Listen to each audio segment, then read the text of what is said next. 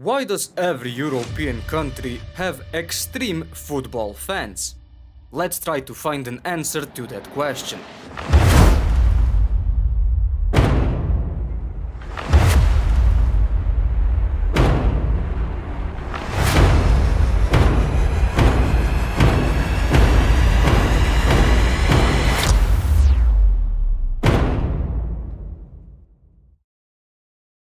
Football is the biggest sport in the world.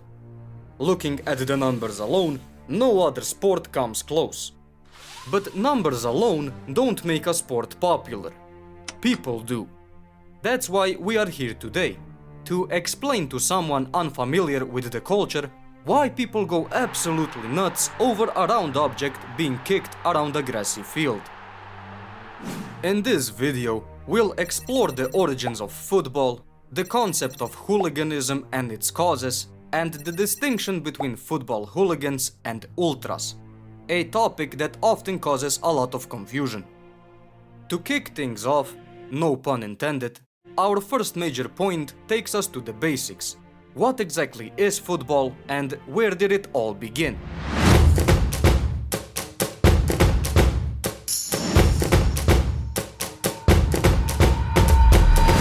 Football is a team sport with two sides of 11 players each. The goal: move the ball without using your arms or hands and score in the opponent's net.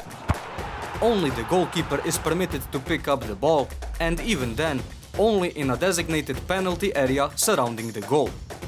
The team with the most goals wins. Simple, right? Well, it wasn't always that straightforward. The first evidence of a ball game dates back more than 3,000 years, when ancient Mesoamerican cultures played a variation of the game using a solid rubber ball. It began with the ancient Olmecs and later spread to succeeding civilizations like the Maya and the Aztecs. The Aztecs sometimes took it to an extreme, sacrificing the losing captain or even the entire team to their gods. Across the Pacific, in ancient China, a game called Suju emerged around the 3rd to 2nd century BC. Players tried to kick a ball through a hoop without dropping it or using their hands, similar to hacky sack with a goal. The ancient Greeks had their own game called Episkiros. It was much rougher than modern sports, played by two teams of up to 14 players each. Imagine rugby with ancient rules. The Romans later developed their own version of the game, known as harpastum. It was fast-paced, aggressive, and focused on keeping the ball on one side. Although both games were popular amongst soldiers and young people, they weren't really considered high-class entertainment like the Olympic Games or the gladiator battles held in Roman amphitheaters. Other parts of the world had their own variants. In Aboriginal Australia, Marngrook was played with a possum skin ball, kicking it high and trying to catch it mid-air. In Turkey, Tepuk involved kicking an object made of lead and goat hair. Not quite football yet, but close enough to show the global love for kicking things around. As these early examples show, ball games were enjoyed long before modern football emerged. During the Middle Ages, these activities gained significant popularity.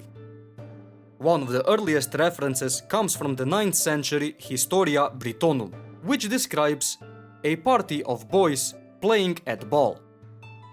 This description likely referred to a game played in northern France known as la Soule. A bit later, the first mentions of a ball game resembling early forms of football appear in the 12th century. One quite notable description comes from William Fitzstephen, an English cleric who described London life in his work Descriptio Nobilissimi Civitatis Londonae from the year 1174.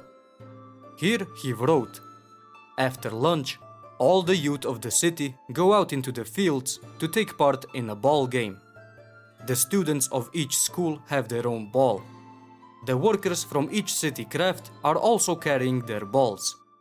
Older citizens, fathers, and wealthy citizens come on horseback to watch their juniors competing and to relive their own youth vicariously. Today, we refer to this kind of ball game as mob football, where people from opposing villages would gather to play a chaotic match. The main objective was to kick or carry the ball into the opposing village's church, which often served as the goal or end point. The rules were also quite confusing and chaotic. There were no limits on the number of participants, so basically entire villages could take part. The playing area was also much larger than today's fields, sometimes spanning the distance between villages or stretching across multiple city streets. Just imagine the chaos. Serious injuries and even deaths were recorded. One official record from 1280 states: Henry, son of William the Ellington, while playing at ball at Oldham on Trinity Sunday with David Lecan and many others, ran against David and received an accidental wound from David's knife, of which he died on the following Friday. Such incidents were quite frequent, with players often dying after falling on blades. Such disorders eventually became a political concern. In 1314, King Edward II of England complained about certain tumults arising from great footballs in the fields of the public, from which many evils may arise. In reality, his real concern was the impact it had on his archers, as he was preparing to raise an army to fight the Scots. Nonetheless, this marked one of the earliest official attempts to suppress the game. The same year, the Lord Mayor of London, Nicholas de Farndon, issued a decree banning football in the city. We command and forbid, on behalf of the king, on pain of imprisonment, such game to be used in the city in the future. Later, when King Edward III of England banned certain activities, the term football was officially mentioned. Handball, football or hockey, coursing and cockfighting, or other such idle games. This shows that by the time of King Edward III, football was distinct enough from other sports like handball to be recognized and given its own name. Even after King Edward III banned the game, it continued to be played. King Henry IV of England used the word football again in 1409, when he forbade financial sponsorship of football events and gatherings. Yet, the sport couldn't be fully suppressed. In Scotland, the Football Act of 1424 prohibited the game, but the law was rarely enforced and remained on the books until its repeal in 1906. In 1526, King Henry VIII of England ordered himself a pair of football boots, showing that the game was already embedded in English culture, even embraced by the royalty. It's also important to note that this activity wasn't confined to England and France alone. Most European regions likely had their own variants of the game. In Italy, Calcio Fiorentino was very popular in the 16th century Florence, where the game was played during public holidays and other festivities. In medieval Germany, a game called Pallone, primarily an Italian game that spread to other regions like Germany, was mentioned. Some later 16th century writings describe Count Wolfgang Wilhelm playing ball games that may have involved kicking. Other regional varieties likely existed in other parts of Europe, but were either undocumented or lost over time. In many cases, the game evolved from military exercises into public entertainment. However, the prohibition of football sparked controversy. Critics claimed it corrupted the youth and it was associated with disorder and even the devil, while supporters argued that it was a healthy way for young people to stay fit. Welsh antiquarian George Owen described their version of the game. The ball is called a nappan, and one of the company hurls it into the air. It is a strange sight to see 1,000 or 1,500 men chasing after the nappan. They return home with broken heads, black faces and bruised bodies. Yet, they laugh and joke about how they broke their heads. Despite everything, one thing is very clear. Young people refused to accept the ban. Many people were fined for playing football in the public. Now, after the execution of Charles I in 1649, Oliver Cromwell made one final attempt to suppress football and other sports. Though effective at first, after his death in 1658, football gradually returned to the streets. By the 18th century, football became deeply embedded in the English culture. Nearly every major public school had adopted some form of football. There is evidence of the game being played at Eton as early as 1747, with other schools following soon after. Different schools across England played the sport, each with its own unique rules. In England, the ball was typically made from inflated animal bladder. In Wales, the ball was wooden and boiled in tallow to make it slippery. Joseph Strutt, another author, described the game in his 1801 book, The Sports and Pastimes of the People of England. When a match of football is made, two parties, each containing an equal number of competitors, take the field and stand between two goals. The goal was usually made of two sticks. The ball was thrown in the middle. The goal of each party is to drive the ball in the goal of their antagonists. The rules were not yet standardized.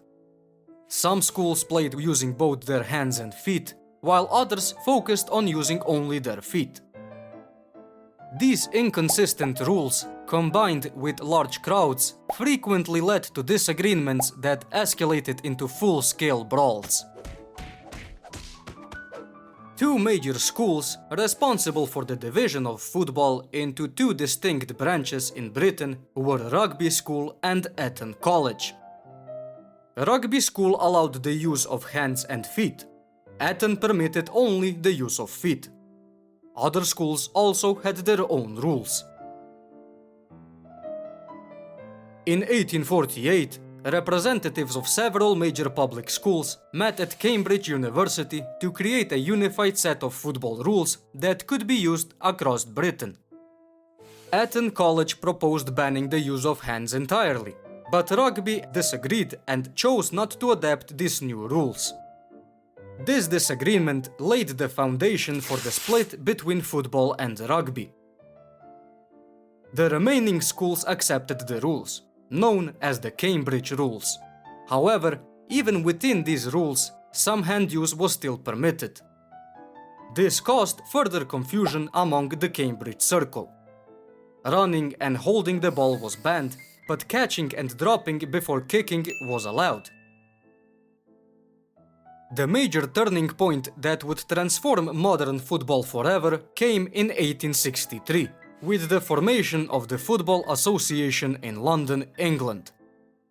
This set the official rules of the sport still used today, banning complete use of hands and marking a formal split between football and rugby, with rugby forming its own association a couple of years later. From that point on, the game continued to evolve to this day, with smaller adjustments to the rules still being present.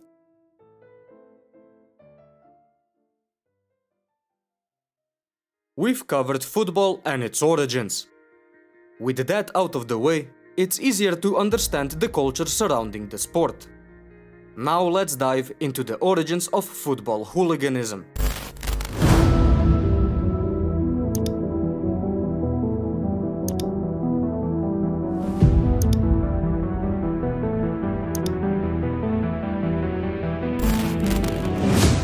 As we've clearly seen, violence was part of the sport in medieval Europe, with opposing villages competing against each other to determine the winner.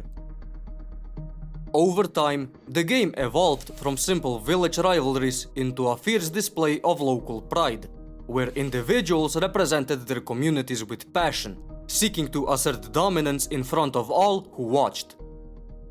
But the history of modern hooliganism only started appearing in the late 19th century, when football was already recognized as a structured and professional sport. By the 1880s, football clubs began attracting increasing numbers of local working-class spectators to their matches. With more and more people attending these matches, some individuals began showing up solely to intimidate the opposing team and the referees. This, of course, had nothing to do with the game itself, but was done purely to display strength and assert dominance, whether in their hometown or during away matches. The majority of people found it difficult to attain higher status in society, which is why some turned to hooligan firms, groups associated with football hooliganism. Gangs of supporters from one club would walk through the neighborhood to intimidate residents, rival supporters, and in some cases even players and referees. It's important to remember that players back then didn't live in multi-million-dollar mansions like they do today. They lived in the same neighborhoods, so rival fans could literally intimidate them in front of their homes, which had a huge psychological effect. The first recorded case of football hooliganism occurred in 1885. During a friendly match, Preston defeated Aston Villa 5-0. Furious over the loss, Aston Villa fans attacked players from both teams and even the referees. They spat on them, threw rocks, punches, kicks, and beat them with sticks. When the press reported on the incident, they described the fans as howling roughs. The authorities at the time simply didn't grasp the magnitude of the situation. This marked the beginning of something new, something that would forever alter the mentality of the working class. The following year, Preston supporters were once again embroiled in a scuffle, this time with Queen's Park fans at a railway station. This clash is often regarded as the first recorded instance of football hooliganism spilling beyond the stadium and into the public sphere. Communities with no direct connection to football suddenly found themselves entangled in these public clashes between rival groups, an escalation that soon drew the attention of the authorities. In 1905, Preston supporters were once again at the center of controversy, following an incident that led to several individuals being tried for hooliganism. Among them was a 70-year-old woman charged with being drunk and disorderly after the match against Blackburn. Then, in 1909, one of the most infamous incidents happened: a match between Glasgow Rangers and Celtic FC. After full time, the score was still a draw, and the referees refused to add extra time, which infuriated fans on both sides. They destroyed the stadium and, in the end, even damaged the streets around Hampden. Soon after the very first hooligan incidents took place in England, this culture began spreading across Europe and the wider world. Just like football and its rules, hooliganism was introduced to Europe by English students studying or working abroad, or by others working in England who brought the culture back home. Football was already established in other European countries before the turn of the century, with FA rules accepted as the international standard. But compared to well-established English clubs, these teams were just getting started, and their fan bases were still in the early stages, slowly learning what the culture was about. In the end, they didn't even have time to fully adapt it, as World War I was right around the corner. In 1914, World War I broke out across Europe.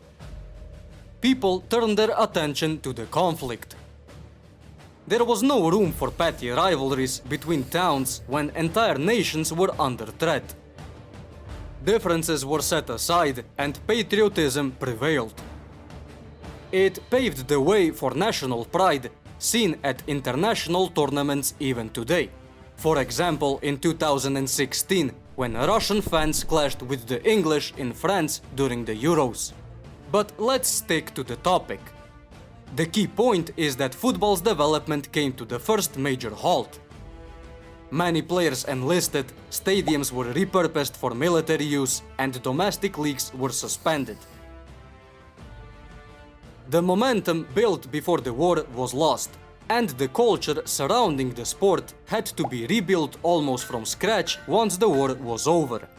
But it would not take long for it to begin flourishing again.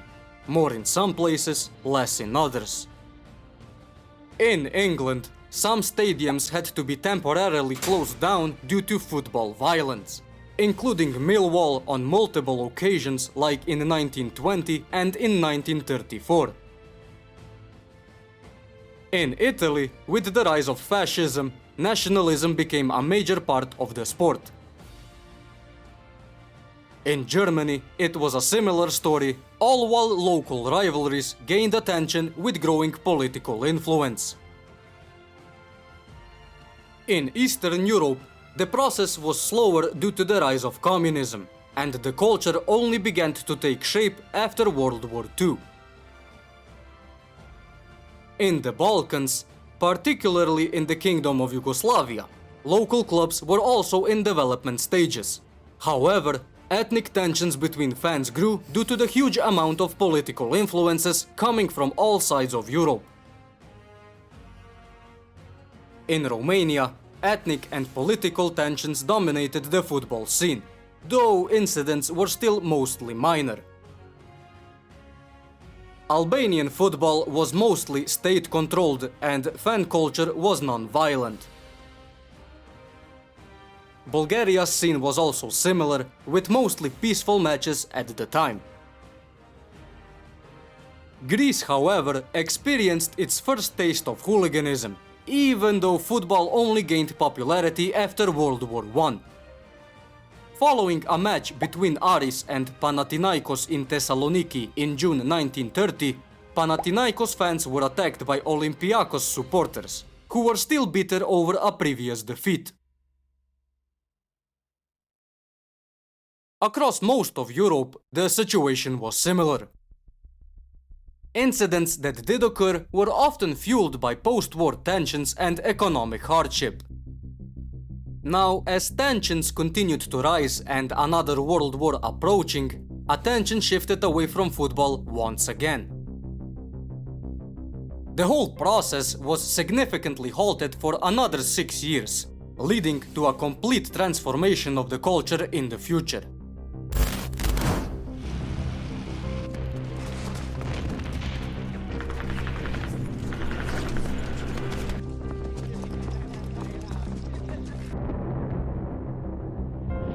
After the war, Europe needed rebuilding. With a struggling working-class population, many flocked to local stadiums or pitches to support their teams. Hooliganism wasn't publicly acknowledged until the 1950s, when the culture began to re-emerge more visibly in Latin American countries. Although violent incidents in Latin America date back to 1916, this time things would be a lot different. Supporter groups became more organized, such as Torcida Jovem in Brazil and Barras Bravas in Argentina. Often linked to organized crime and political interests, these groups began attracting media attention. In England, media coverage started focusing on the damage caused by such incidents, and the term football hooligan was first used to describe violent fans. As media attention grew, reports of hooliganism increased in number, often exaggerating the situation and sparking moral panic among the public. This cast a dark shadow over the culture, which was in need of change. Groups began traveling to predetermined locations to confront rivals.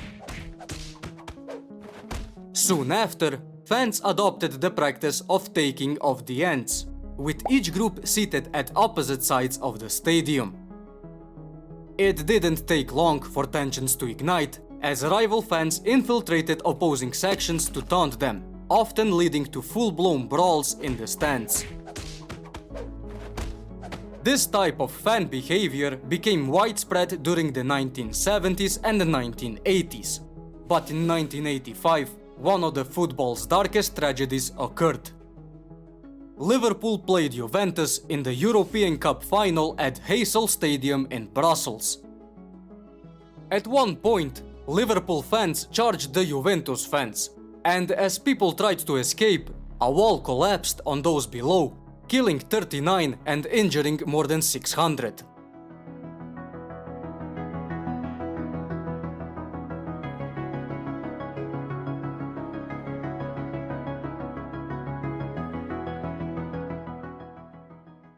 This led to a major shift in global stadium policies. Strict measures were introduced to prevent similar disasters, such as stadium seating and reducing crowd capacity. Police presence increased, and harsher penalties were imposed for violent behavior. Yet, even these changes couldn't eliminate hooliganism. With tighter stadium rules, violence simply moved to the streets before or after matches. While fatalities have decreased in more recent years, extreme incidents still occurred. In 2000, Galatasaray fans stabbed two Leeds United supporters the night before a UEFA Cup semi-final. In 2004, a scuffle at a football match in Syria led to a full-out riot, resulting in over 30 deaths.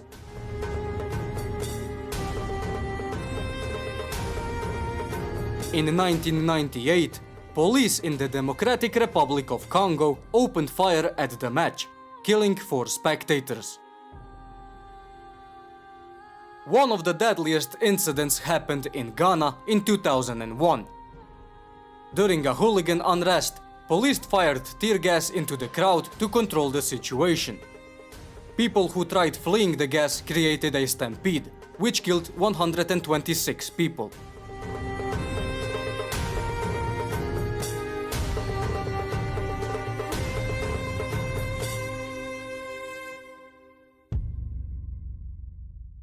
But even to this day, hooligan culture still persists.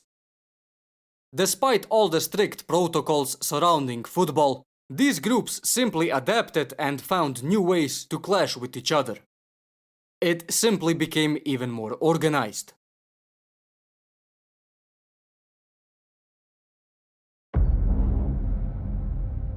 We've now explored football and its origins, and also why and when hooliganism became involved with the sport. It's fair to say that the culture followed the sport from the very beginning. Being loyal to one's club has become a huge part of a working class population. You have probably heard of Ultras before.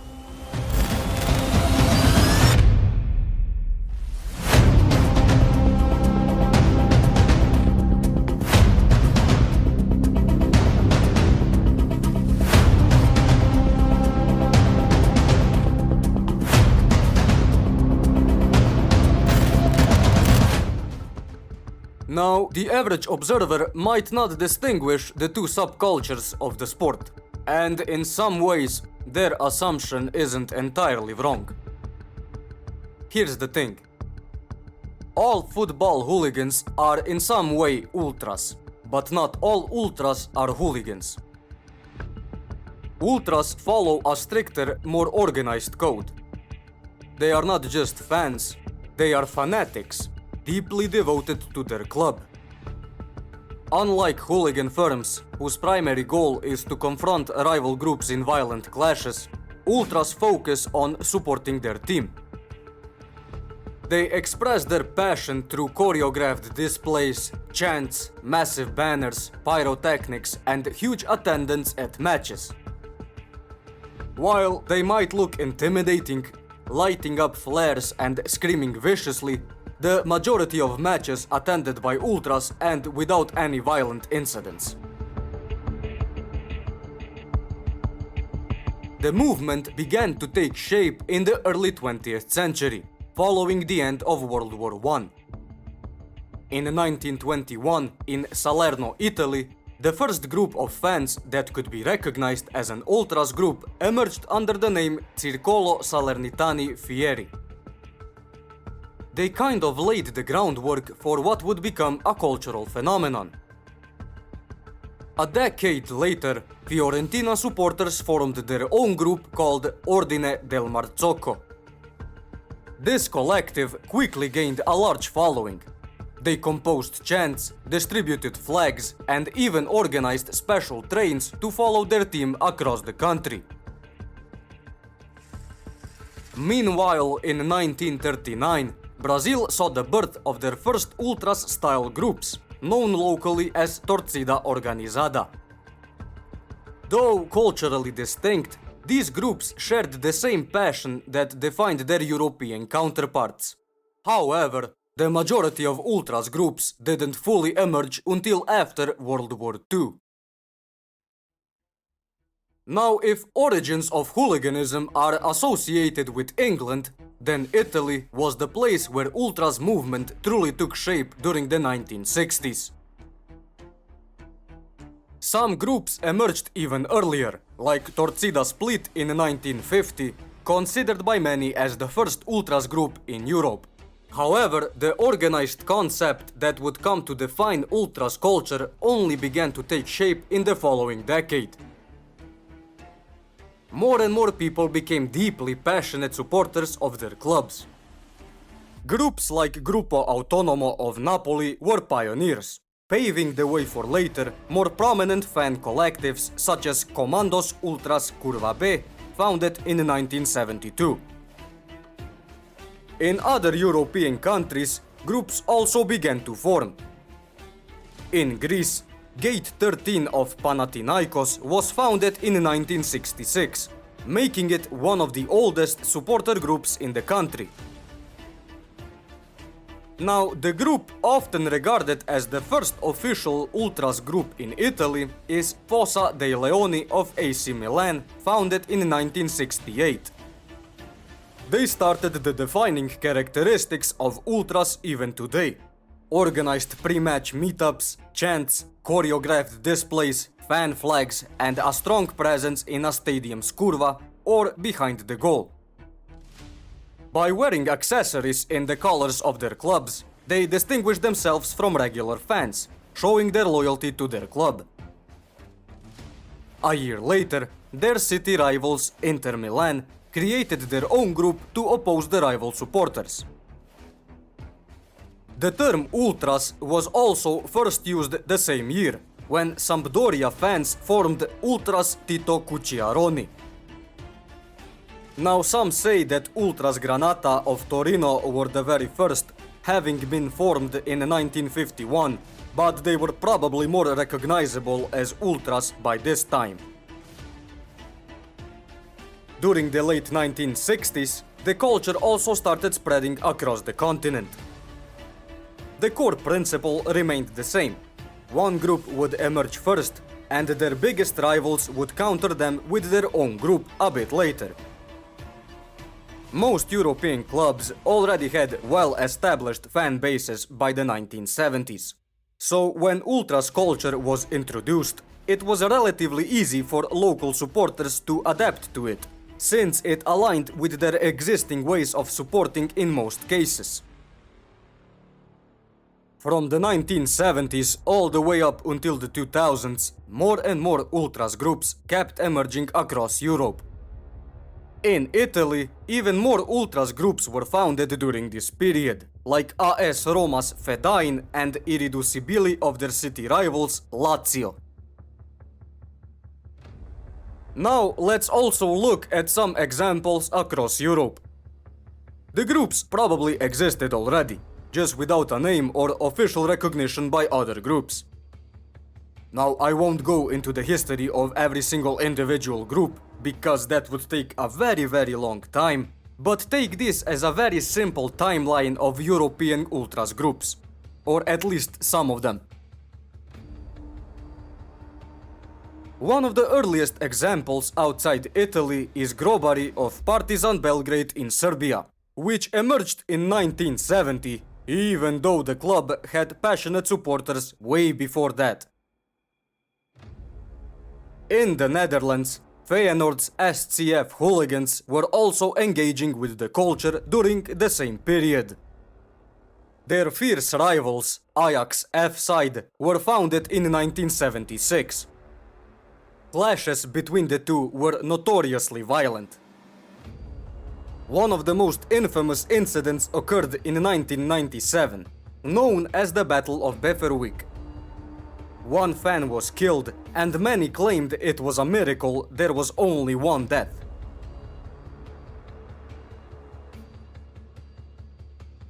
Some ultras movements were born straight out of wartime struggles. Legia Warsaw, for example, always had passionate support base, going back to World War I, but their identity began to take shape in the mid to late 70s. They were renowned for some of the most energetic stand performances in the world: flags, banners, flares, and chants. In Portugal, Sporting Lisbon's supporters group Juventude Leonina was founded in 1976, making it the oldest official fan group in the country. Now, the next decade saw a surge in the formation of ultras groups. In Madrid, Ultras Sur, Real Madrid's infamous supporters, emerged in 1980. Just a year later, Barcelona's Boixos Nois were founded. Both groups have been involved in violent clashes with each other and with other rival groups. In Greece, Gate 7 of Olympiakos and the Original 21 of AEK Athens emerged in the early 1980s. Eastern Europe also saw the rise of groups like White Boys Club of Dynamo Kiev and Landskrona of Zenit St. Petersburg. The movement started spreading rapidly across Europe throughout the decade. In the Balkans, France, Germany, and beyond, new groups kept emerging. With the 1990s right around the corner, alongside massive political shifts in Europe, politics became more and more involved with football culture. Ultras Rapid of Rapid Wien were founded during this period, as well as Slovakian Ultras Spartak of Spartak Trnava. Delije of Crvena Zvezda were established in 1989, even though they were active long before that. In Bulgaria, Sector G of CSKA Sofia were founded a bit later in the early 1990s. Even in Cyprus, the fans got a taste of the culture, with Gate 9 of PAK Omonia being established in 1992. The rest of Europe continued with the same trend all the way up until the 2000s. These are some of the most popular ones, with a lot of others emerging alongside them, and I really mean a lot. Even in countries where Italian style of club support wasn't traditionally that strong, the movement gained traction in the 2000s. In Scotland, for example, the emergence of Green Brigade of Celtic FC and Union Bears of Rangers FC marked a shift in fan support. Of course, both of these clubs had loyal fans long before that, but the choreographed displays, chants, and flags typically associated with the Ultras weren't that common until then. This continues even today, representing a lifestyle for many Europeans.